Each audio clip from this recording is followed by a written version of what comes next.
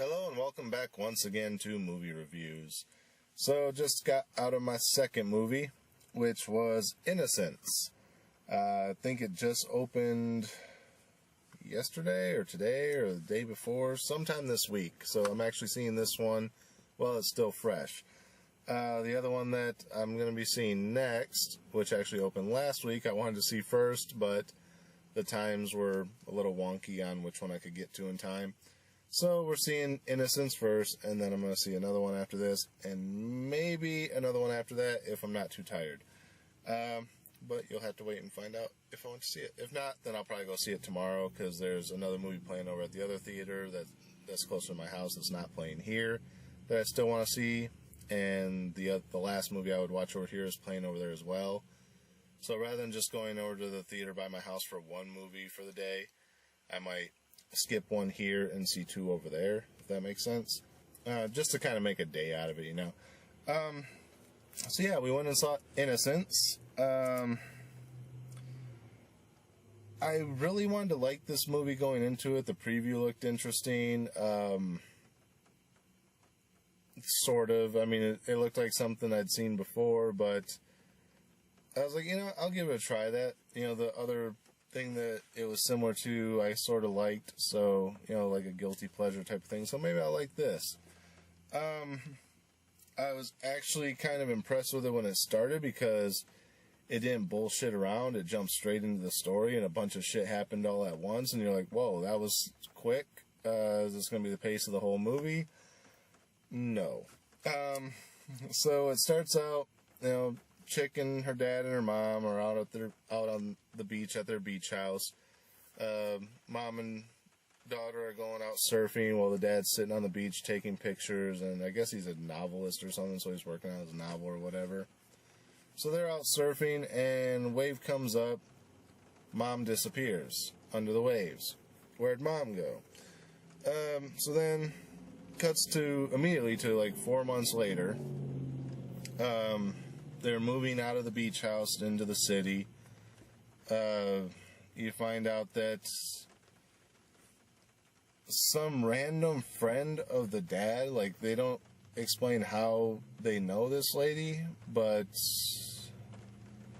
she's just randomly, like, rented them an apartment and gotten the daughter into this private school for girls, and, like, it just happens really quick without explaining anything.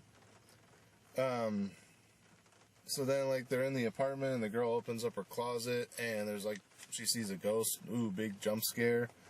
Yeah, it's a lot of jump scares in this, and they're really not that. The movie's not scary enough to entitle jump scares. It's just, like, anytime it happens, it's just she randomly sees a ghost standing somewhere, and it's like, ta-da! Like, I probably just scared you if you weren't expecting me to be that loud. That's all it was. Ta-da! Did it scare you? Sorry. Yeah, that's all this movie does, like, probably a good 10 times throughout the movie. Really doesn't earn it at all. So the girl goes to this school, and, obviously you got the girl cliques, so she's not really that popular amongst the preppy girls, I guess. I don't even know what the hell they were, because they have no reason to dislike her other than she's the new girl. But, yeah, so, fuck, it's hard to even explain what the hell happens in this movie, because at this point, it just gets really choppy. It's just, like, constant jumping from one thing to another, to another, to another, jump scare, da-da-da-da-da, and it's just, like, I understand I bitch a lot about pacing in movies, but this one needs to slow the fuck down and actually establish storylines, plot devices, elements, character development, something. It's just so choppy and all over the place. It jumps around so much, it's ridiculous. So, like, immediately all the girls in the school are acting really creepy. You can tell there's something up with them. There's this one girl who, I don't know if she doesn't like her or if she does, because she kind of, like, keeps turning around looking at her in class like she kind of wants to be friends with her. But at the same time, she's part of this clique of girls that just, like, really? Type of thing.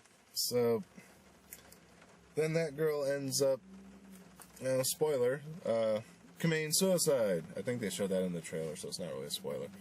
So then, like, her best friend is all like, I don't want to talk to you, I don't want to be your friend, just because my friend almost fell on you when she jumped off the building, I don't think I should have to talk to you.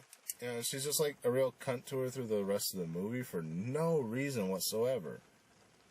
And it's not like a major plot point either. It's just like something they occasionally mention. It's like, hey, I saw you drawing a picture of flowers. She had a similar flower in her hair on the day she died. It's like, why are you talking to me? And then it's like they don't mention her again for half hour. Why have this? So then, the teachers are taking her around randomly because each one kind of interacts with her at different points. And they're introducing her to different faculty members and whatnot. And she starts to get dizzy. Okay, so we'll take you to the nurse's office, get you checked out. Again, sorry about the rain if it's picking up. So we'll take you to the nurse's office, let you get checked out. The nurse is like, well, just lay here and rest for a while. I'll come back and check on you in a little bit. Which, I've had to do that when I suddenly get sick at school. Like you go in the nurse's office, you lay down on that stupid table, and they come back in like, usually by the end of your class, when it's time for you to go to the next period, ask if you're feeling better yet. If you are, you go back to class. If not, then they call your parents to come pick you up and take you home. Well, this teacher lets her sleep there the entire fucking day. By the time she wakes up, it's like pitch black outside, and the teachers and the school nurse is in her office talking to the girl's dad. And so apparently she had to call her dad at some point so that he didn't worry about her when she didn't come home after school, and it's now like freaking midnight. And he's like, well, thanks for calling me. And she goes, oh, it's okay, I was working late tonight anyway. What? I mean, what? Then, like, the dad doesn't notice anything wrong with this, the nurse starts randomly showing up at the house, and the dad's just like, oh yeah, whatever. And like, it's really freaking creepy through the whole movie. It's not like creepy scary, it's like creepy like child molester creepy, like when you see those guys are like, oh yeah, that guy looks creepy, like that type. Or when like someone's just sitting there staring at you for no reason, you're like, oh, that's a little creepy. It's like, okay, the nurse comes over to her house to check on her. Okay, I understand that the first time. Second time she comes over, oh, she brought lunch with her. Okay, cool. When she's sitting at the dinner table eating lunch with them, and then all of a sudden the girl's like, I'm not feeling well, I'm gonna go to bed. Okay. So she gets up, kisses her dad on the cheek. Acceptable. And she walks over and kisses the nurse on the cheek. It's like, what the fuck? Would you randomly go up to one of your teachers and kiss them on the cheek just because they came over to your house to check on you and make sure you're feeling okay and brought you lunch? And again, the dad doesn't say, hey, what was that about? Like, the dad doesn't notice shit. So yeah, then it's just a lot more choppy, here, there, here, there. So basically, what the story boils down to is this girl who committed suicide wasn't the first one. There was these other two girls a long time ago who, it said they drowned, but then she says it was suicide, but there's no proof it was suicide, I guess. And as she's investigating again, she's seeing these girls, jump scare, boo. I'm gonna keep doing that, so be prepared. So, as she's going through and seeing all this stuff, she's trying to figure it out, but she doesn't want to tell anyone because she's afraid no one's going to believe her. She's sort of trying to tell her boyfriend about it, but each time she tries to bring it up to him, he's completely clueless, like, what are you talking about? She's like, if anything ever happened to me, I would never intentionally hurt myself. Basically saying, hey, if I suddenly commit suicide, it wasn't suicide, something's going on.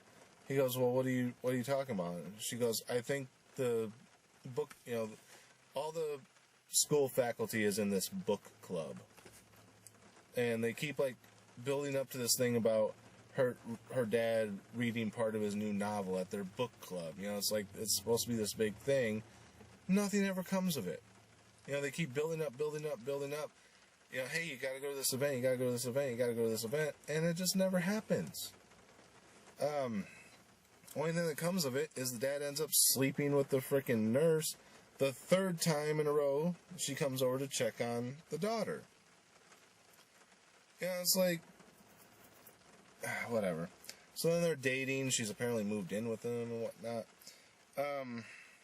So she's like trying to explain all this stuff to her boyfriend. The school nurse had dating the father and moved in with the family, I guess. She was living there. But anyway, yeah, so the girl, just wanted to clarify that in case it was confusing, because I am talking about the girl and her boyfriend now. So the girl's trying to explain it to her boyfriend. He's just like, what do you mean? And she's telling him, I think the book club's trying to kill me. And he's like, what? And she can tell he's just like, you're fucking crazy. So she's like, I got you, He's like, oh, yeah, you had me going there for a minute. And, like, again, she tries and tries and tries repeatedly to clue him in on things, and he's just not getting it. And then, like, she takes a picture with his phone and hands it back to him later. And then he's just kind of sitting there, sad because she's, having issues. And he's looking through it, he sees this picture, and then all of a sudden it all snaps together for him. He's like, oh, I gotta save her, right? So he goes running off, and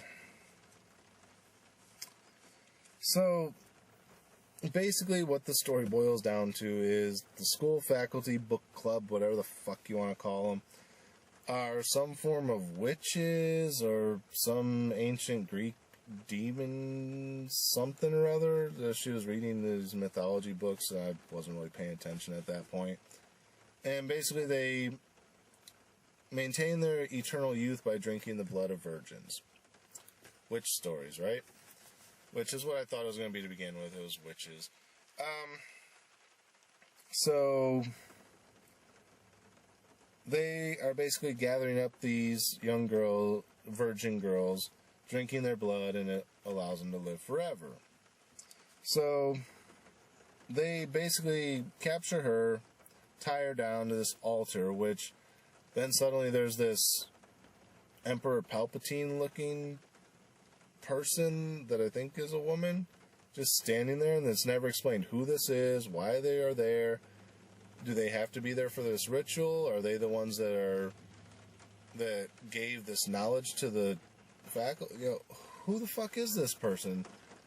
It's just there. No explanation.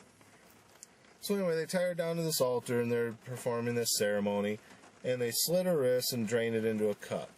Now, if you've seen these movies before, they drip a few drops into the cup, just enough to, like, minuscule, and then they're supposed to drink it.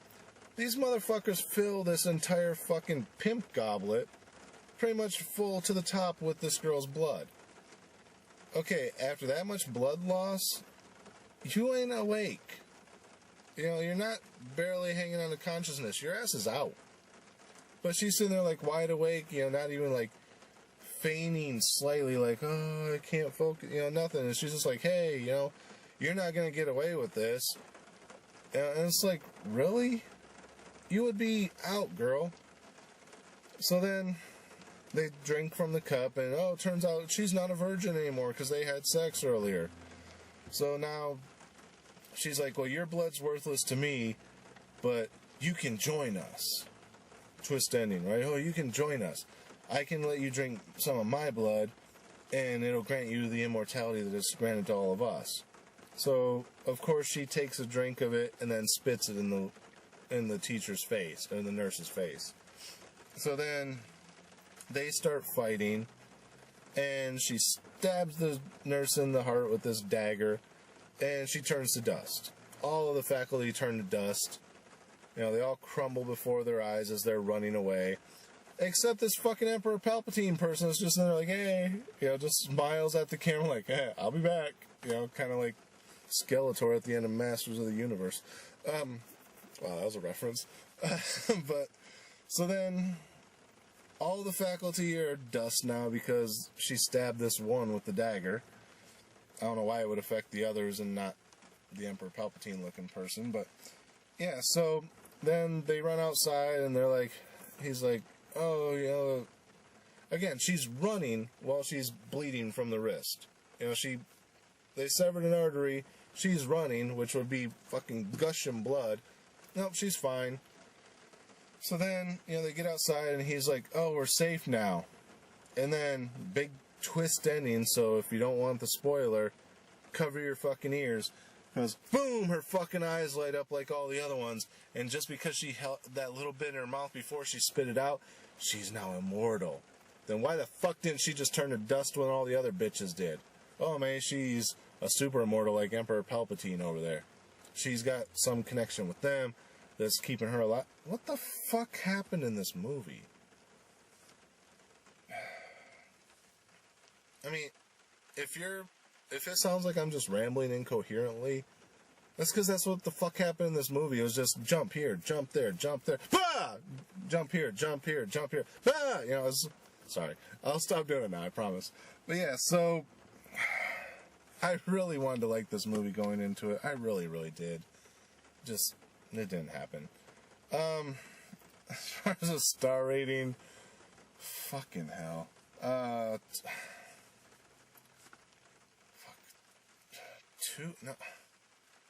I was gonna say a 1.5 just because of how fucking much it jumps around, but I'll be nice and give it a 2.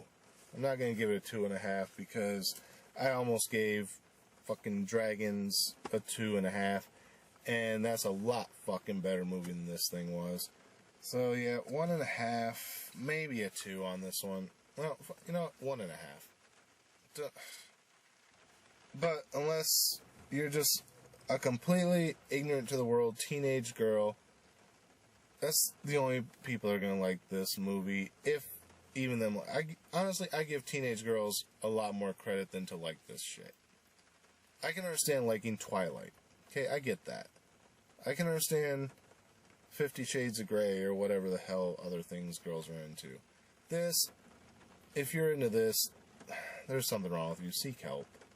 Because this was whatever. Anyway, I'm hopefully going to go see a good movie now.